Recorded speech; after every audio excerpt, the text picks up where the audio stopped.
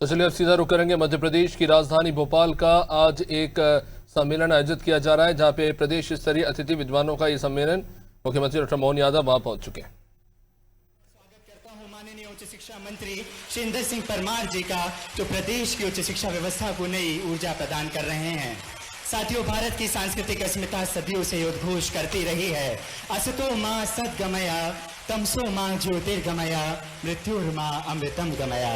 ऋषिधेय दत्तोपंत ठेंगड़ी जी को पुष्पांजलि अर्पित कर रहे हैं मध्य प्रदेश के यशस्वी जननायक माननीय मुख्यमंत्री महोदय, साथ ही माननीय उच्च शिक्षा मंत्री सुरेंद्र सिंह परमार जी एवं अन्य गणमान्य नागरिकगण। साथियों, भारतीय संस्कृति में दीप केवल प्रकाश नहीं, ज्ञान है, चेतना है, प्रगति का प्रतीक है।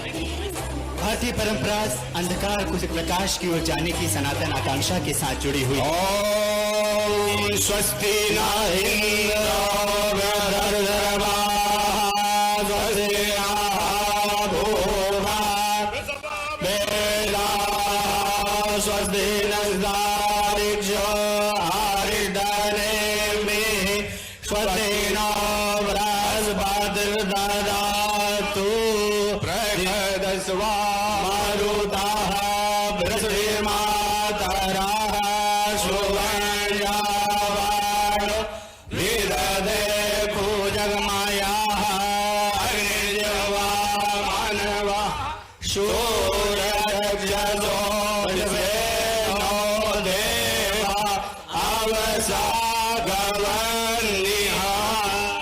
शांति शांति शांति शुभ शांति बाबा तो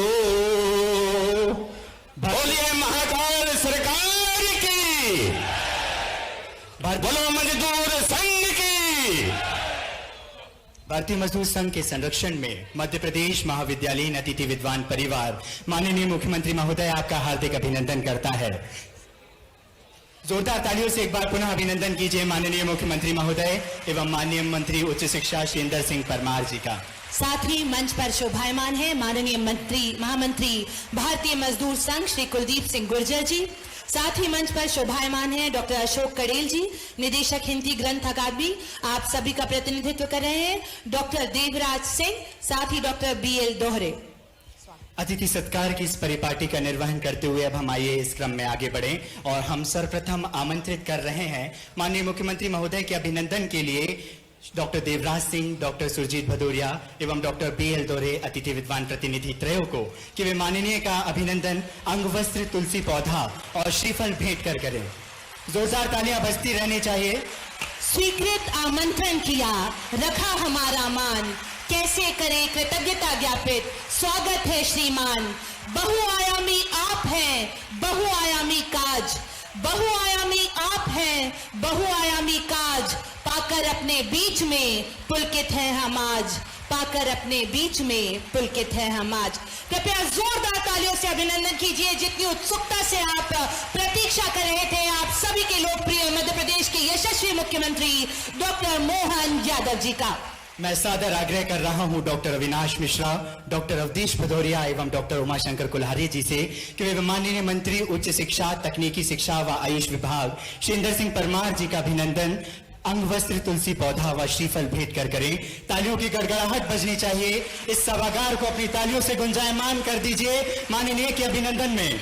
आज हमारा मन चंदन है, जिस जन की मंगल अभिलाषा, कर्ममयी बाती की हो भाषा, जिसमें हो जगमग जगमग आशा, ऐसे सभी अभ्यागतों का वंदन है। आज हमारा मन चंदन है।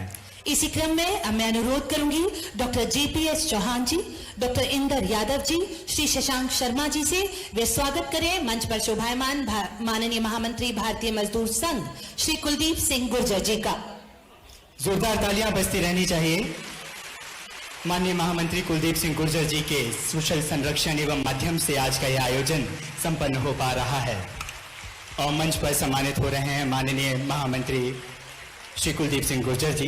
साथ ही मैं निवेदन कर रहा हूं डॉक्टर विकास पांडे, डॉक्टर राजेंद्र सिंह एवं डॉक्टर JP मेहरा जी से कि आप अभिनंदन करेंगे निदेशक हिंदी ग्रंथ अकादमी डॉक्टर अशोक कड़ेल जी का। जोरदार तालियों के साथ पुनः अभिनंदन। हम सभी अभी तालियों के माध्यम से इस अभिनंदन के क्रम में सहभागी हो रहे हैं। एक विशेष क्षण के हम साक्षी बन रहे हैं जब अभिनंदन हो रहा है उन महान विभूतियों का जो अपनी गरिमामय उपस्थिति से इस मंच को समृद्ध कर रहे हैं, गरिमा प्रदान कर रहे हैं। मंच पर सम्मान एवं स्वागत हो रहा है निदेशक हिंदी ग्रंथ अकादमी डॉक्टर अशोक करोल जी का।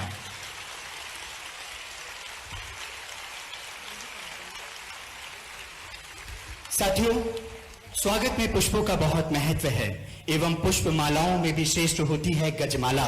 अतिथि विद्वान परिवार द्वारा माननीय मुख्यमंत्री जी का गजमाला से अभिनंदन करने हेतु मैं अतिथि विद्वान प्रतिनिधियों को सादर आमंत्रित करता हूं। Doctor JP Mehra, doctor Avinash Mishra, doctor Rajesh Singh Parihar, doctor Dharmendra Ajawat, doctor Bhagwan Das Dharmik, doctor Amitabh Mishra, doctor Ramveer Singh, doctor Dinesh, doctor Som Prakash Singh, doctor Hemraj Jatav, doctor Durgesh Lashkariya, doctor Sanjay Pandey एवं डॉक्टर अजब सिंह। और आप सबकी जोरदार तालियां इस गजमाला से भी अधिक भारी और गुंजायमान होनी चाहिए अतिथि विद्वानों की ओर से।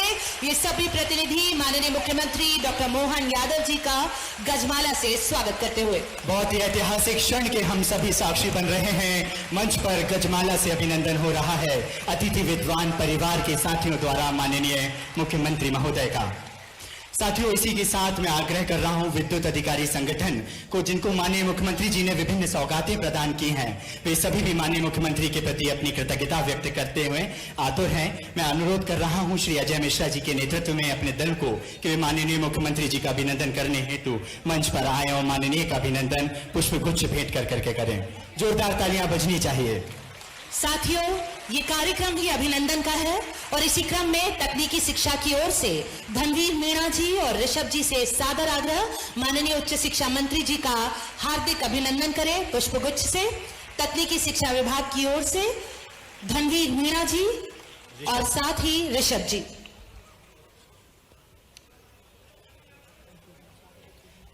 जब नेतृत्व सक्षम हो, सबल हो, तो इस प्रकार का दृश्य दृष्टांत होता है। एक बार पुनः जोरदार तालियों से सभी अतिथियों का अभिनंदन करेंगे।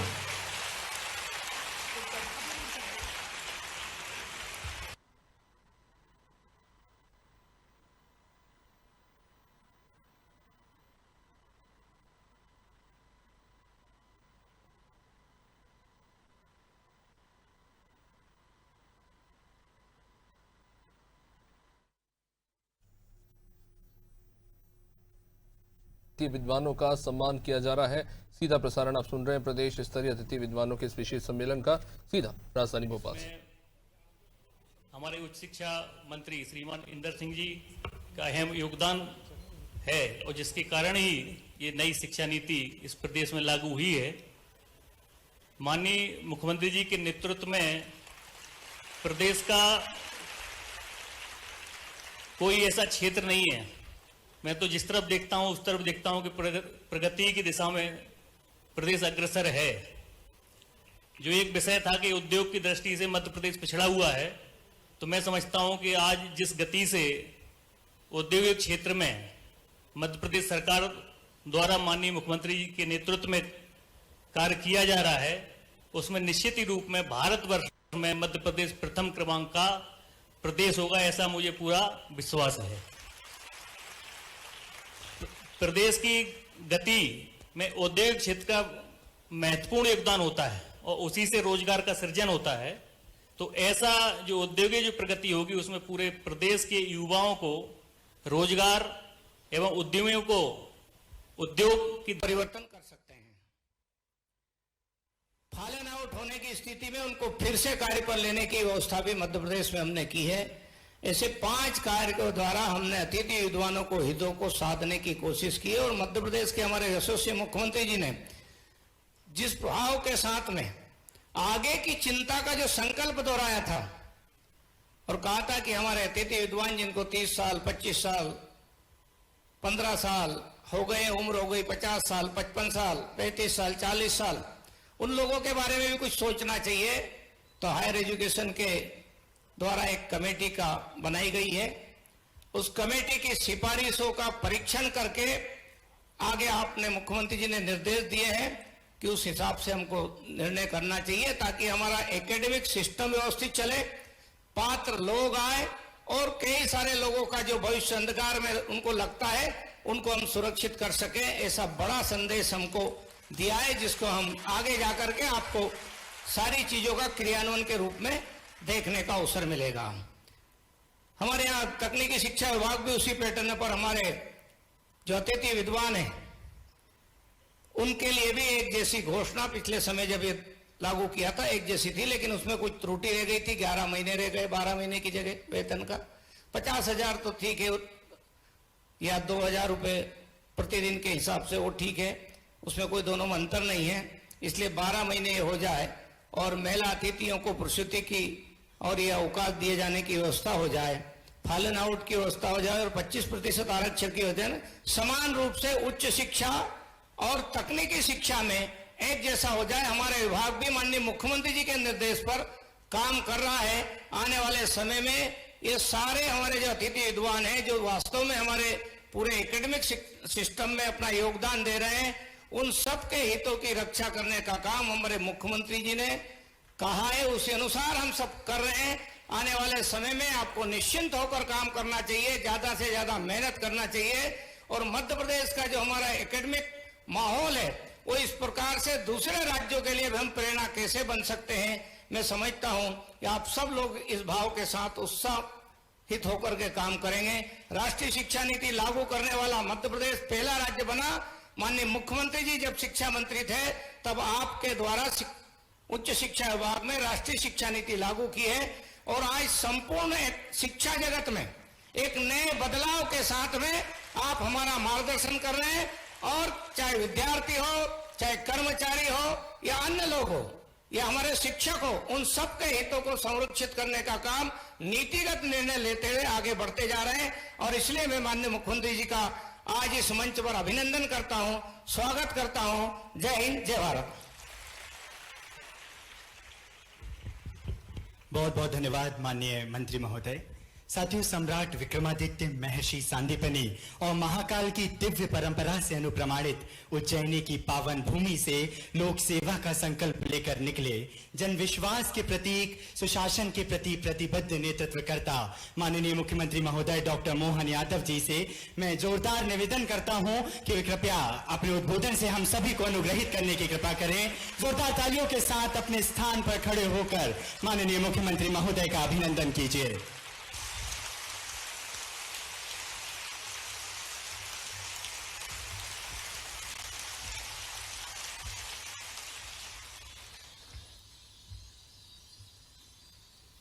अतिथि विद्वान के प्रदेश भर के अलग अलग अंचल से आए हुए हमारे सारे भाइयों बहनों और इस मंच पर विराजमान माननीय मंत्री श्रीमान इंदर सिंह परमार जी, हमारे बीच भारतीय मजदूर संघ के महामंत्री श्रीमान कुलदीप सिंह गुर्जर जी, डॉक्टर देवराज जी, माननीय कड़ेल साहब, श्रीमान अशोक कड़ेल जी, डॉक्टर सुरजीत भदौरिया जी, डॉक्टर दोहरे जी, मंच के सामने बैठे हमारे सभी वरिष्ठ अधिकारीगण और आप सब, मैं आप सबका आपके अपने प्रदेश की राजधानी भोपाल में जब मैं आपसे मिलने आता हूं तो मेरा आनंद भी डबल हो जाता है, उसका मजा अलग हो जाता है।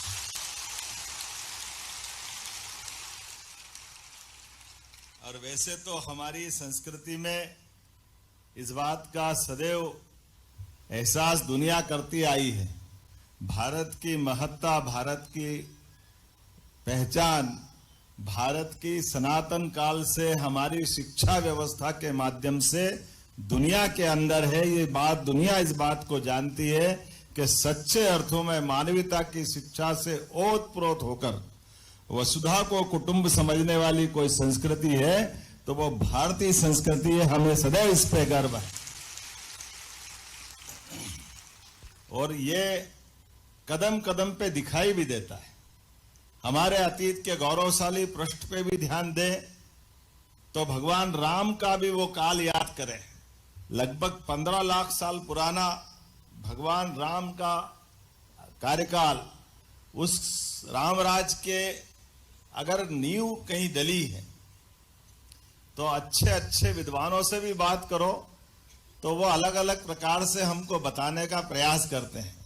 कोई कहते हैं कि माता पिता के प्रति अगाध श्रद्धा होने के साथ भगवान ने जब वनवास काल में कदम बढ़ाए, वहां जो उनको ध्यान में आया तो उनको अलग प्रकार की बात का जीवन काल ध्यान में आएगा।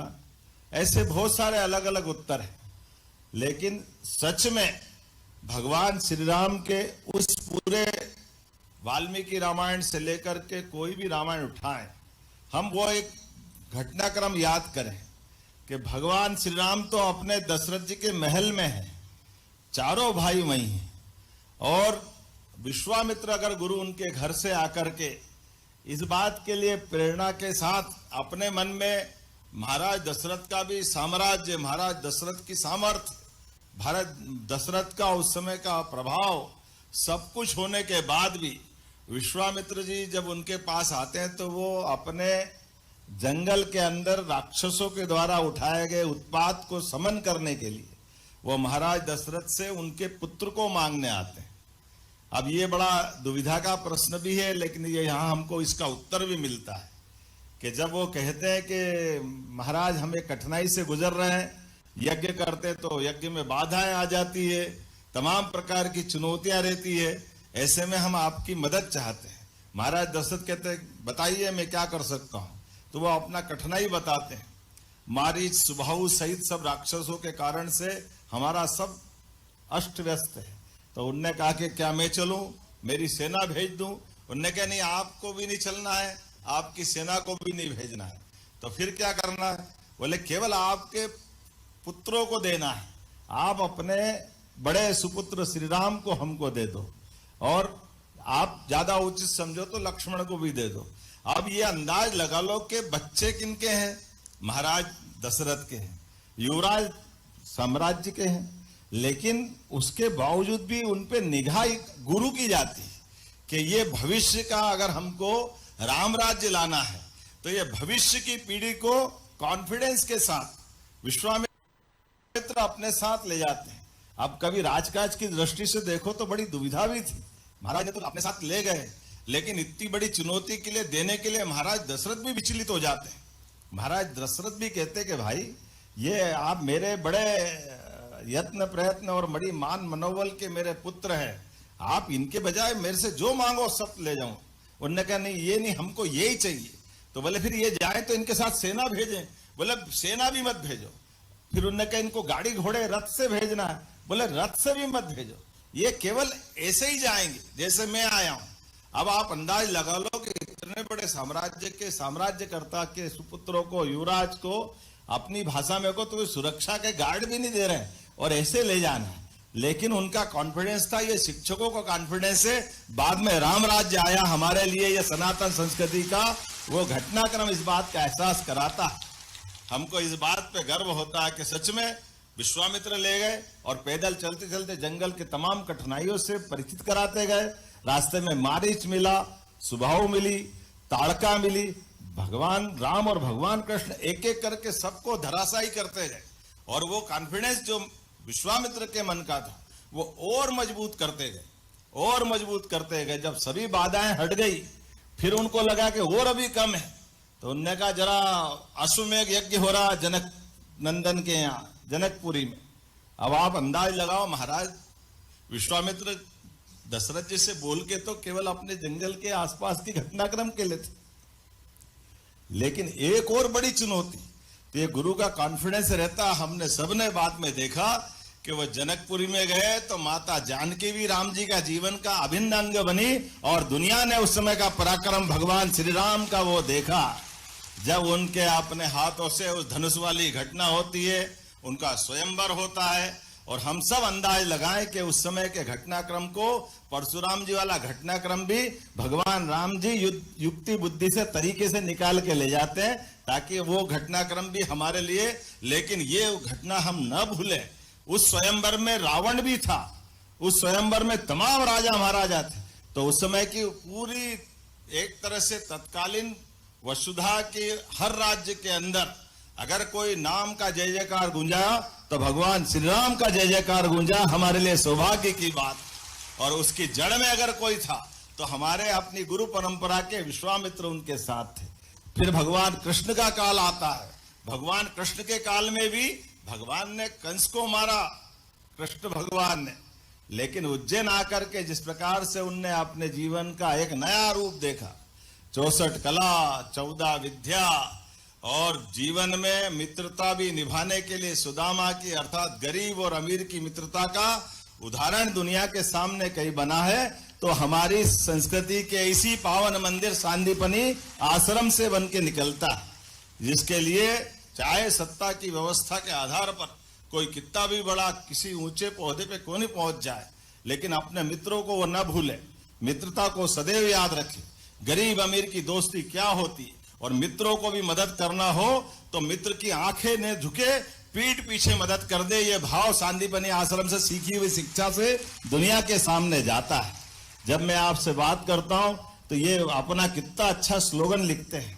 माननीय दत्तोपंत ठेंगड़ी जी के द्वारा रचित ये संगठन उस उदात्त ध्येयवाद के आधार पर राष्ट्रवाद की शिक्षा देते देते भारतीय मजदूर संघ, जिसका स्लोगन, जिसमें सच में हमारे शिक्षा मंत्री सही कह रहे हैं, उसके पहले के जो नारे लगते थे वो तो बोलने में भी जीवान पे पाप लगेगा, लेकिन जो हमारी जीवान पवित्र हो जाती राष्ट्रभक्ति की भावना के साथ ओतप्रोत होते हुए कि देश के हित में करेंगे काम, काम के लेंगे पूरे दाम, ये आनंद आता है। ऐसे में ये सारी भावना आ जाती।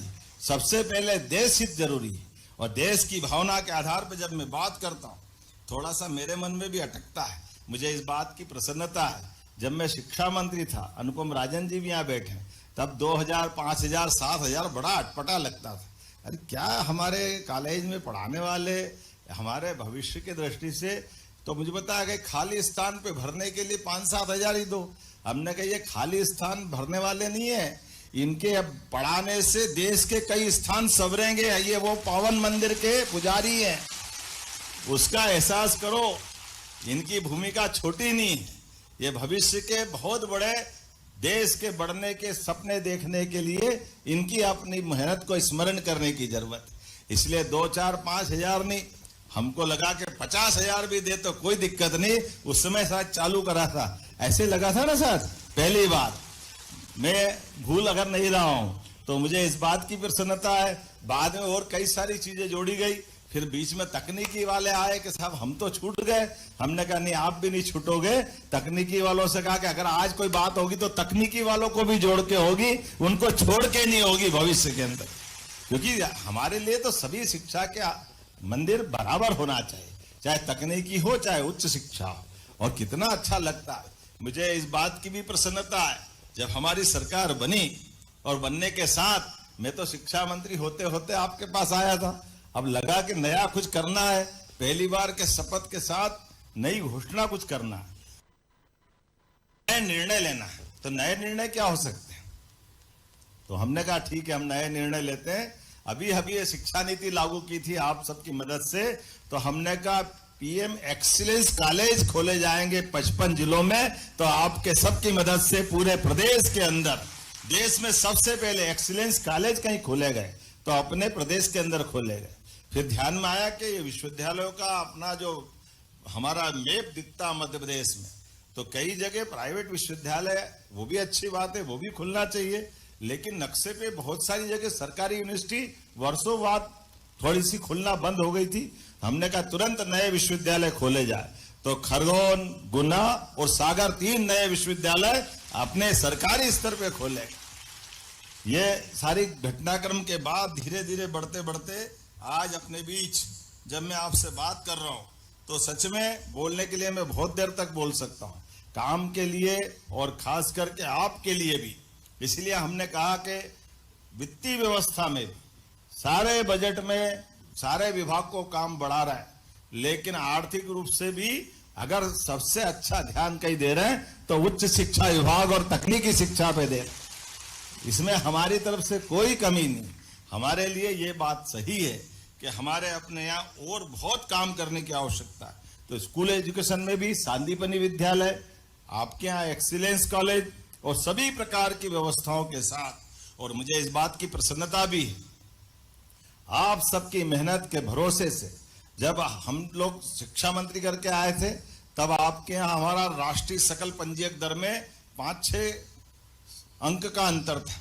मुझे इस बात की प्रसन्नता है आज हमारा जीआर राष्ट्रीय औसत से भी अच्छा जा रहा है। ये आपकी सबकी मेहनत और वर्तमान की व्यवस्था में सरकार की इस भावना के आधार पर, और यही हमारा स्कूल एजुकेशन में भी हुआ है।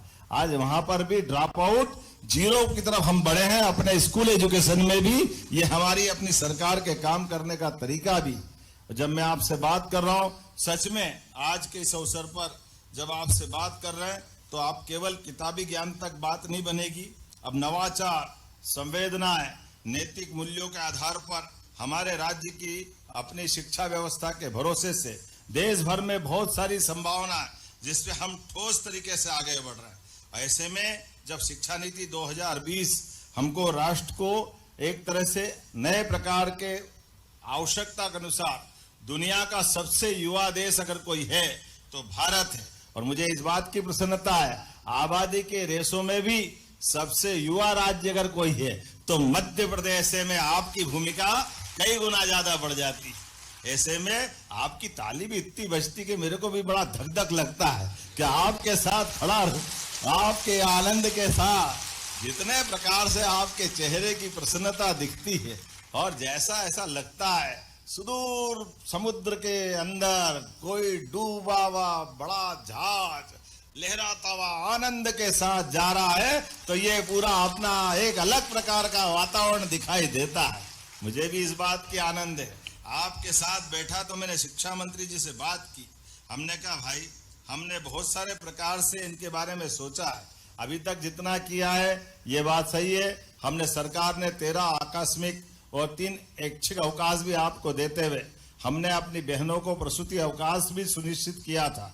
एक ही वर्ष में निकट के स्थान पर स्थान परिवर्तन की सुविधा भी दी थी और लोक सेवा में भी आपको 25% के पद आरक्षित करते हुए 10 वर्ष की भी छूट हमने दी थी। मुझे इस बात की प्रसन्नता भी है कि 2022 में 117, 2024 में 48 अतिथि विद्वान नियुक्त किए जा चुके हैं। लेकिन ये बात भी सही है कि फॉलन आउट में हमारे अतिथि विद्वान को 2 माह का अवसर पुनः दे करके उनको कार्य में जोड़ने का प्रयास किया। लेकिन मैं कितना भी भाषण दे दूं आपको आनंद तो कुछ और चीज में आएगा।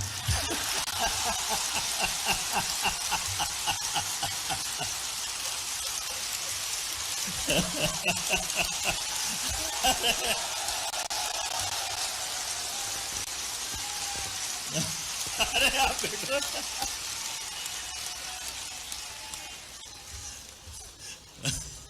कुछ हम समझे कुछ तुम समझो, जो हम समझे वो तुम समझो।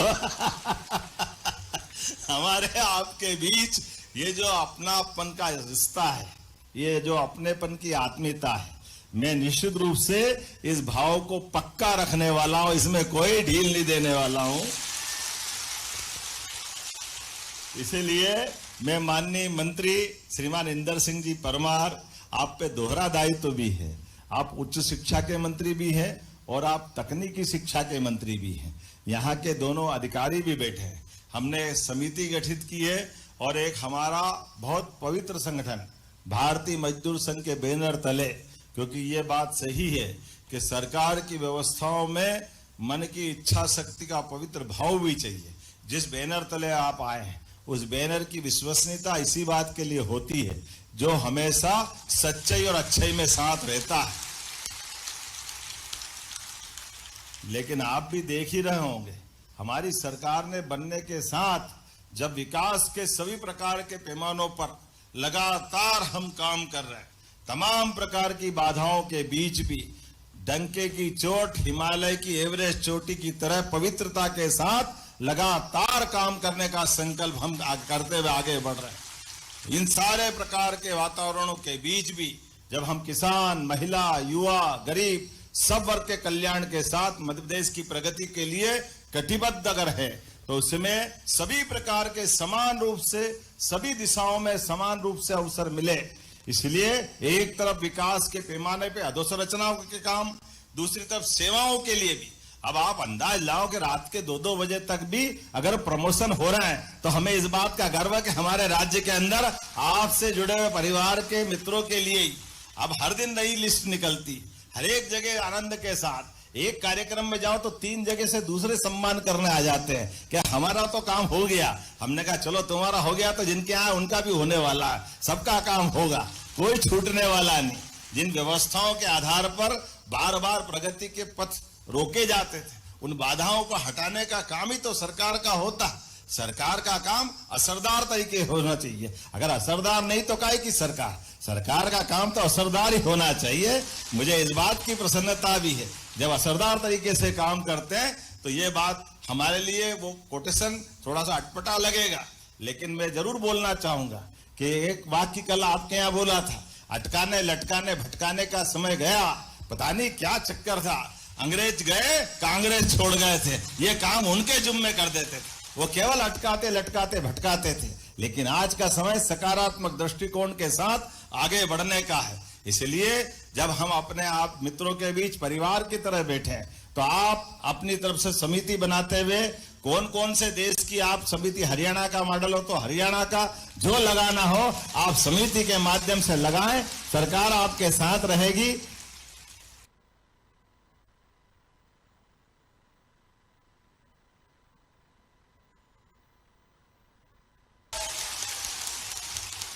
तो मेरी अपनी ओर से माननीय मंत्री जी से मैंने कमिटमेंट ले लिया है। इनने कहा हमारा मॉडल सबसे अच्छा होगा, किसी राज्य ने किया उनकी अच्छाई भी लेंगे, लेकिन कुल मिलाकर के जिस कमिटमेंट के आधार पर हम बैठे, ये भरोसा हमारा आपका कायम रहेगा। ये इतना बात बोलते हुए एक बार मैं फिर आपकी ये इस मॉडल के आधार पर लेकिन फिर दोहराना चाहूंगा, हमारी पवित्रता के साथ प्रतिबद्धता के बलबूते पर हमारे इस पूरे वर्ग के लिए, कल्याण के लिए जो बन सकता है सब करने के लिए तैयार रहेंगे। बाल बराबर भी हमारी सरकार की प्रतिबद्धता पीछे नहीं रहने वाली है। एक बार फिर मैं अपनी ओर से आप सबका हृदय से वंदन करता हूं, अभिनंदन करता हूं। और आने वाले त्योहार, अब तो सिलसिला चलने वाला है, ये आषाढ़ जा रहा है, सावन आ रहा है, बहनों के माध्यम से भाई बहनों का रिश्ता फिर एक बार आनंद के साथ रक्षाबंधन का आनंद मिलेगा। और उसी के आधार पर त्योहारों के सिलसिले की श्रृंखला चालू होगी। और धीरे धीरे करके हम और आप सच में इस प्रकार से हर एक स्थान पर जो जहां से काम करेगा, राज्य को आगे बढ़ते हुए यशस्वी प्रधानमंत्री के नेतृत्व में लगातार हम आगे बढ़ने के लिए तैयार रहेंगे। एक और आह्वान आपसे कर रहा हूं, आपके परिसरों के अंदर भी ये नशे के खिलाफ एक बड़ी लड़ाई लड़ने के लिए यशस्वी प्रधानमंत्री श्रीमान नरेंद्र मोदी जी के नेतृत्व में हमने पहले नक्सलवादियों के खिलाफ लड़ाई लड़ी थी, और मध्य प्रदेश ने अपनी जड़ों से जहां नक्सली जुड़े थे उनको सबको उखाड़ फेंका। माननीय गृह मंत्री जी के आशीर्वाद से, कुशल मार्गदर्शन में अब दूसरी लड़ाई हम प्रारंभ कर रहे हैं। नशे के सभी प्रकार की व्यवस्थाओं के खिलाफ हम अपने राज्य के अंदर एक बार फिर लड़ाई, और माननीय गृह मंत्री जी के द्वारा आह्वान कि 2029 तक हम अपने देश से नशा मुक्ति के खिलाफ विजय अभियान की तरफ आगे बढ़ेंगे। मध्य प्रदेश भी कदम से कदम मिला के आगे बढ़ने के लिए तैयार है। तो आइए हम सब मिलकर के समाज हितैषी, इस लोक उपयोगी और भविष्य की पीढ़ी को सुरक्षित करने वाले बड़े अभियान में आप सहभागी बने। इसी आह्वान के साथ मेरी अपनी ओर से पुनः आप सबका वंदन, अभिनंदन। बोलो भारत माता की, भारत माता की, भारत माता की। मत हारो मन, नया आकाश तुम्हें दूंगा, आसमान छू सको वही विश्वास तुम्हें दूंगा, मुस्कानों से भरा मधुमास तुम्हें दूंगा, गौरव से जी सको वो उल्लास तुम्हें दूंगा, सफलता छू सके तुम्हारे कदम वही आभास तुम्हें दूंगा। तुम हो मेरे, जो है मेरे पास वो सब तुम्हें दूंगा, वो सब तुम्हें दूंगा। माननीय मुख्यमंत्री जी विकसित और आत्मनिर्भर मध्य प्रदेश की परिकल्पना को साकार करते हुए आप सभी को उद्बोधित कर रहे थे। एक बार पुनः करतल ध्वनियों से अभिनंदन कीजिए माननीय मुख्यमंत्री डॉक्टर मोहन यादव जी का। आइए साथियों, इस क्रम को आगे बढ़ाते हुए अब हम आगे बढ़ रहे हैं और अनुरोध कर रहे हैं डॉक्टर देवराज सिंह जी, डॉक्टर सुरजीत भदौरिया जी एवं डॉक्टर BL दौरे जी, अतिथि विद्वान प्रतिनिधि त्रय से, कि वे माननीय मुख्यमंत्री डॉक्टर मोहन यादव जी को आज के इस आयोजन का स्मृति चिन्ह अतिथि विद्वान परिवार और भारतीय मजदूर संघ के संरक्षण में प्रदान करने की कृपा करें। सम्मान भारतीय संस्कृति की सबसे सुंदर परंपरा है और इस परंपरा से भी सुंदर हैं आपकी तालियां।